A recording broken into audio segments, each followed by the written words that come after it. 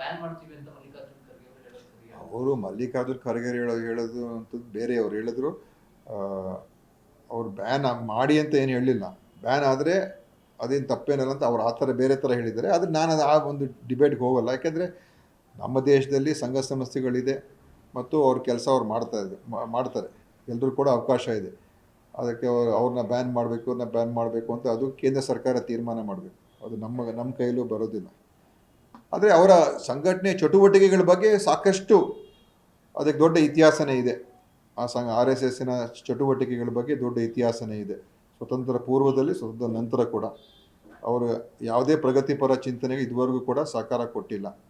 ಅದು ಯಾವುದೇ ಒಂದು ಏನು ಅನೇಕ ಒಂದು ಈ ಕೋಮುವಾದ ಬೆಳೆಸೋದಕ್ಕೆ ಆ ಸಂಘಟನೆ ದೊಡ್ಡ ಒಂದು ಪಾತ್ರ ವಹಿಸಿದೆ. RSSನಿಂದ ಪ್ರೇರಿತರಾಗಿರ್ತಕ್ಕಂಥ ಅನೇಕ ಜನ ಹಿಂಸಾತ್ಮಕ ಘಟನೆಗಳು ಮಾಡ್ತಾರೆ ಈ ದೇಶದಲ್ಲಿ. ಮಹಾತ್ಮ ಗಾಂಧಿಯ ಕೊಲೆಯಿಂದ ಹಿಡಿದು ಅನೇಕ ಹಿಂಸಾತ್ಮಕ ಘಟನೆಗಳಿಗೆ ಅದು RSSನ ಒಂದು ಸಿದ್ಧಾಂತದ ಪ್ರೇರಿತರಾಗಿ ಮಾಡಿರ್ತಕ್ಕಂಥದ್ದು ಕೂಡ ಇದೆ. ಸೊ ಇದೆಲ್ಲ ಇತಿಹಾಸದಲ್ಲಿ ಇದೆ. ಅದರಿಂದ ಆ ಸಂಸ್ಥೆ ಅದು ಒಂದು ಫ್ಯಾಸಿಸ್ಟ್ ಸಂಸ್ಥೆ, ಒಂದು ಕೋಮುವಾದಿ ಸಂಸ್ಥೆ. ಅದು ಅವ್ರ ಚಿಂತನೆ ಆ ಥರ. ಅದಕ್ಕೆ ಅದಿದೆ ನಮ್ಮ ದೇಶದಲ್ಲಿ ಎಲ್ಲರೂ ಕೂಡ ಇದ್ದಾರೆ. ಬೇರೆ ಸಂಘಟನೆಗಳು ಅವರೊಬ್ಬರೇ ಅಲ್ಲ, ಇದೇ ಥರ ಬೇರೆ ಸಂಘಟನೆಗಳು ಕೂಡ ಇದೆ. ಅದಕ್ಕೋಸ್ಕರ ಸಂವಿಧಾನದಲ್ಲಿ ಅವಕಾಶ ಕೊಟ್ಟಿದೆ, ಅದರ ಪ್ರಕಾರ ಇದ್ದಾರೆ.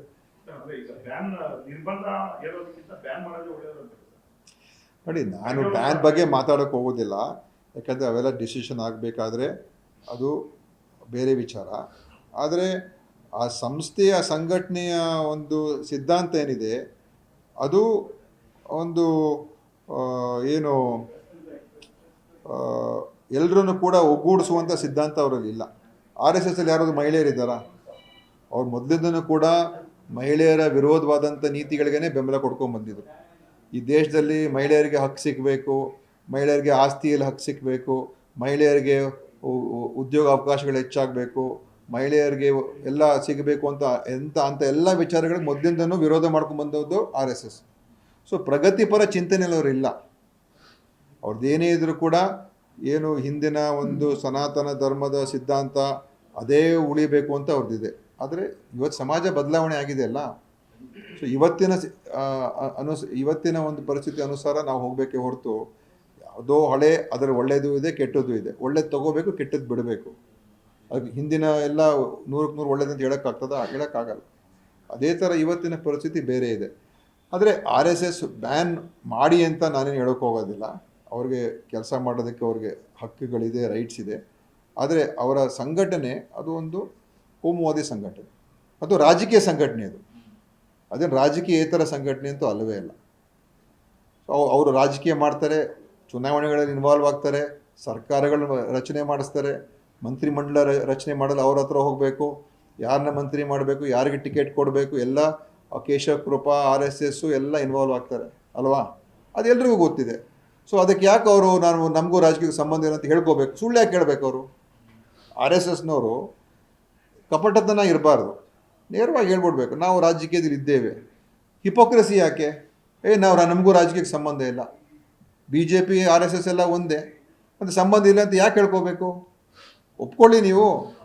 ನಾವೊಂದು ಪೊಲಿಟಿಕಲ್ ಆರ್ಗನೈಸೇಷನ್ನು, ನಾವು ಪೊಲಿಟಿಕ್ಸಲ್ಲಿ ಇನ್ವಾಲ್ವ್ ಆಗ್ತೀವಿ, ಎಲೆಕ್ಷನಲ್ಲಿ ಕ್ಯಾಂಪೇನ್ ಮಾಡ್ತೀವಿ, ಎಲೆಕ್ಷನ್ ಪ್ರಚಾರದಲ್ಲಿ ನಾವೆಲ್ಲ ಹೋಗ್ತೀವಿ, ನಮ್ಮವರೆಲ್ಲ BJPಯ ಮಂತ್ರಿಗಳಾಗಿದ್ದಾರೆ, ಆಫೀಸ್ ಬೇರರ್ಸ್ ಆಗಿದ್ದಾರೆ, ಒಪ್ಕೊಳ್ಬೇಕು ತಾನೆ. ಸುಳ್ಳು ಯಾಕೆ ಹೇಳಬೇಕು ಅಂತ? ಸುಳ್ಳು ಹೇಳುವಂಥ ಅವಶ್ಯಕತೆ ಇಲ್ಲ. ನಾನು ಹೇಳೋದು RSSಗೆ ಅವ್ರು ನಾವು ಪೊಲಿಟಿಕಲ್ ಆರ್ಗನೈಸೇಷನ್ ಅಲ್ಲ ಅಂತ ಹೇಳಿದ್ರೆ ಅವ್ರು ಸುಳ್ಳು ಹೇಳ್ತಾ ಇದ್ದಾರೆ, ಮುಚ್ಚಿಡ್ತಾ ಇದ್ದಾರೆ. ಅವ್ರ ಮೆಂಬರ್ಸ್ ಯಾರು, ಯಾರ ಹತ್ರ ಪಟ್ಟಿ ಇಲ್ಲ. RSSನಲ್ಲಿ ಮೆಂಬರ್ಸ್ ಯಾರು, RSSಲ್ಲಿ ಯಾರ್ಯಾರಿದ್ದಾರೆ, ಇಡೀ ದೇಶದಲ್ಲಿ ಯಾರಿಗೂ ಗೊತ್ತಿಲ್ಲ. ಭಾಳ ಗೌಪ್ಯವಾಗಿ ಅವರು ನಿರ್ವಹಣೆ ಮಾಡ್ತಾರೆ. ಸೊ ಓಪನ್ ಆಗಿರಲಿ ನಾವು. ಮತ್ತು ಆ ಹಿಪೋಕ್ರಸಿ ಬೇಡ ಅಂತ ನಾನು ಹೇಳೋದು. ನಮಗೂ ರಾಜಕೀಯಕ್ಕೆ ಸಂಬಂಧ ಇಲ್ಲಪ್ಪ, ನಾವೇನು ರಾಜಕೀಯದಲ್ಲಿ ಇಲ್ಲಪ್ಪ ಅಂತ ಯಾಕೆ ಹೇಳ್ಕೋಬೇಕು? ಅವರು ರಾಜಕೀಯದಲ್ಲಿ ಇದ್ದಾರೆ, ರಾಜಕೀಯ ಮಾಡ್ತಾರೆ, ರಾಜಕೀಯದಲ್ಲಿ ಪೂರ್ತಿ ಅವ್ರದ್ದು ಇನ್ವಾಲ್ವ್ಮೆಂಟ್ ಎಲ್ಲ ಪೊಲಿಟಿಕ್ಸ್. ಸರ್ಕಾರ ಮತ್ತು RSS ನಡುವೆ ಪ್ರತಿಷ್ಠೆ ಆಗಿದೆ ಅಂತ ಚಿತ್ತಾಪುರದಲ್ಲಿ ಅನುಮತಿ ಕೋರ್ಟ್ ತನಕ ಹೋಗಿದೆ. ಈಗ ಯಾದಗಿರಿಯಲ್ಲಿ ಕೂಡ ಅದೇ ರೀತಿ ಇಶ್ಯೂ ಆಗಿದೆ.